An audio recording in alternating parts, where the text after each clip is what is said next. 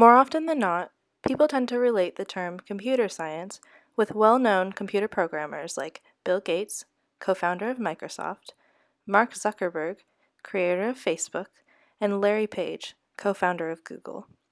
They're the faces of the modern-day technology that our generation relies so heavily on.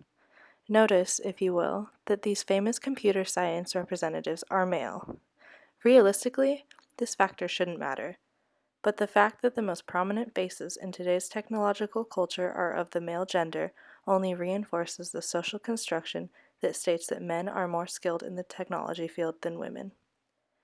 In reality, women are not expected to obtain these skills, nor do they expect to learn these skills due to the preconceived notion that science, technology, engineering, and mathematics, or STEM jobs, are too masculine for them. Something that society fails to realize is that there are several female programmers that have helped pave the way of modern-day computer programming. Take Ada Lovelace, for example. In 1842, Lovelace translated and expanded an Italian article which contained several essential elements of the first computer program. She is often known nowadays as the first computer programmer. Rear Admiral Dr. Grace Murray Hopper defied all gender social construction and assisted in the programming of the first computers. She refused to accept the classic "we've always done it this way" excuse when society tried to get in her way of being a successful programmer. The ENIAC and Colossus women reshaped the way post-World War II technology was used. Even with these groundbreaking accomplishments made by women in history, they still were not perceived as equally intelligent to men. Even since these historical landmarks, the social construction has not been lifted. It is still societally believed that women are technologically inferior to men. In 2009, 48% of women occupied the jobs in the U.S., but only 24% occupied STEM jobs, while the remaining 76% were occupied by men. This only reinforces the theory that women are less qualified for STEM jobs than men are, but there are various different reasons as to why women are still shying away from the STEM field. One reason they are shying away from fields such as engineering is because it is difficult for women to identify with the cultural stereotype of being a builder, which is generally how engineering is perceived. The engineering field is a much more male-dominant field and is seen as more integrated with software and hardware. In Joan Williams' article, she discusses the 5 biases that tend to push women out of STEM. The first bias is the prove it again bias, which is when women are constantly forced to prove their capabilities to their male peers and superiors over and over again. The second is the tightrope bias, which requires women to find the balance between masculinity and femininity in the STEM workplace in order to succeed. The third bias is the maternal wall, which is the idea that women cannot be mothers and successful programmers at the same time. The fourth is the tug-of-war bias that goes off the idea that women are in competition of other women in the STEM field.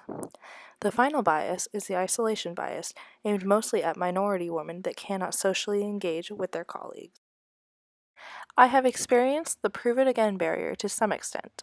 I remember walking into my classes on the first day of the quarter, which is my quarter in the major, and feeling somewhat out of place among my classmates, sort of on display as if I did not deserve to be there, even though I had the same accomplishments as them. For the tightrope bias, I actually think sometimes that my femininity makes me more approachable and relatable to as a classmate and a prospective interview candidate. However, I was called interesting at a career fair once in a very condescending way, as if it was cute that I was pursuing the field that I am pursuing. Another thing that may push women out of STEM is the computer geek paradox mentioned in Margolis and Fisher's Geek Mythology article, which explores the idea that the stereotypical, isolated and apathetic computer geek makes many students of both genders shy away from pursuing the computer science field. Women are not the only ones to be pushed out of the STEM for this reason. Matt Sutherland, male ASU computer science major, said, "I do not feel that I fit this stereotype. I like to be social most of the time and not be isolated completely from the world. I did second guess my decision because of this."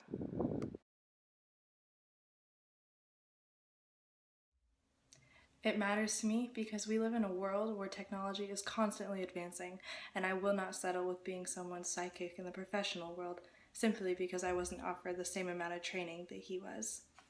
It matters because I had little to no computer science experience before college. In high school, my academic advisors advised against me taking any computer science classes. they said that I wouldn't succeed, that they didn't think I would be good at it.